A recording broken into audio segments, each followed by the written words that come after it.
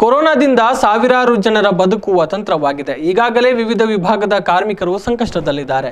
ಹೀಗಾಗಿ ಕೇಂದ್ರ ಹಾಗೂ ರಾಜ್ಯ ಸರ್ಕಾರಗಳು ಜನರ ಸಮಸ್ಯೆಗೆ ಕೂಡಲೇ ಸ್ಪಂದಿಸಬೇಕು ಅಂತ ಕಾರ್ಮಿಕ ಮುಖಂಡ ಸುನಿಲ್ ಕುಮಾರ್ ಬಜಾಲ್ ಒತ್ತಾಯಿಸಿದ್ದಾರೆ. ಇನ್ನು ಸಾಂಸ್ಕೃತಿಕ ಕೇಂದ್ರವಾದ ದಕ್ಷಿಣ ಕನ್ನಡ ಜಿಲ್ಲೆಯಲ್ಲಿ ಕಲೆಯನ್ನೇ ಜೀವನವನ್ನಾಗಿಸಿಕೊಂಡಂತಹ ಕಲಾವಿದರ ಬದುಕು ಅತಂತ್ರವಾಗಿದೆ.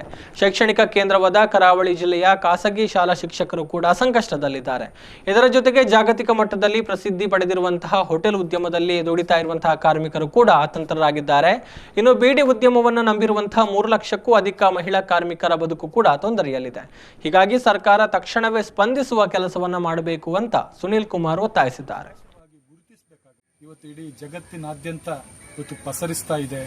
ಇವತ್ತು ಲಕ್ಷಾಂತರ ಜೀವಗಳು ಬಲಿಯನ್ನ ತೆಗೆದುಕೊಂಡಿದೆ.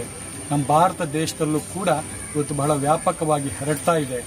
ನಮ್ಮ ರಾಜ್ಯದಲ್ಲೂ ಕೂಡ ಅಷ್ಟೇ, ನಮ್ಮ ದಕ್ಷಿಣ ಕನ್ನಡ ಜಿಲ್ಲೆಯಲ್ಲೂ ಕೂಡ ಪ್ರಾರಂಭದ ಹಂತದಲ್ಲಿ ಬೆರಳೆಣಿಕೆಯಷ್ಟು ಇರ್ತಕ್ಕಂಥ ಕೇಸ್ಗಳು ಇವತ್ತು ನೂರಾರು ಸಂಖ್ಯೆಯಲ್ಲಿ ಇವತ್ತು ಹರಡ್ತಾ ಇದೆ.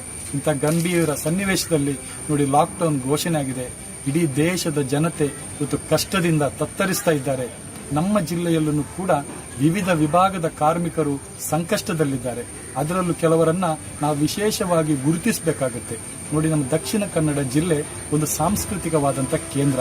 ಇಲ್ಲಿ ಆಗುವಷ್ಟು ಸಾಂಸ್ಕೃತಿಕ ಚಟುವಟಿಕೆಗಳು ಬಹುಶಃ ಎಲ್ಲೂ ಆಗ್ಲಿಕ್ಕಿಲ್ಲ. ಅಷ್ಟು ದೊಡ್ಡ ಮಟ್ಟದಲ್ಲಿ ಅದು ಯಕ್ಷಗಾನ ಆಗಿರಲಿ, ನಾಟಕ ಆಗಿರಲಿ, ಡಾನ್ಸ್ ಸೇರಿದಂತೆ ಇನ್ನಿತರ ಅನೇಕ ಕಾರ್ಯಕ್ರಮಗಳು ಇಡೀ ಜಿಲ್ಲೆಯಾದ್ಯಂತ ನಡೀತಾ ಇದೆ. ಇದನ್ನೇ ಒಂದು ಕಲೆಯನ್ನೇ ತನ್ನ ಜೀವನವೆಂದು ಪರಿಭಾವಿಸಿದಂತಹ, ಅದನ್ನೇ ನಂಬಿಕೊಂಡು ಬದುಕತಕ್ಕಂತಹ ಕಲಾವಿದರ ಪಾಡೇನು ಎಂಬುದರ ಬಗ್ಗೆ ನಾವು ಸ್ವಲ್ಪ ಚಿಂತಿಸಬೇಕಾಗಿದೆ. ಸಾವಿರಗಟ್ಟಲೆ ಕಲಾವಿದರಿದ್ದಾರೆ.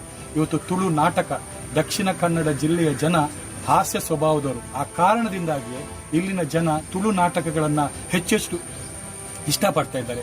ಇಂಥ ಸಂದರ್ಭದಲ್ಲಿ ಆ ಕಲಾವಿದರಿದ್ದಾರೆ. ಅದರ ಭಾಗವಾಗಿಯೇ ತುಳು ಚಿತ್ರರಂಗ ಇಲ್ಲಿ ಬಹಳ ವ್ಯಾಪಕತೆಯನ್ನು ಕೂಡ ಪಡ್ಕೊಂಡಿದೆ.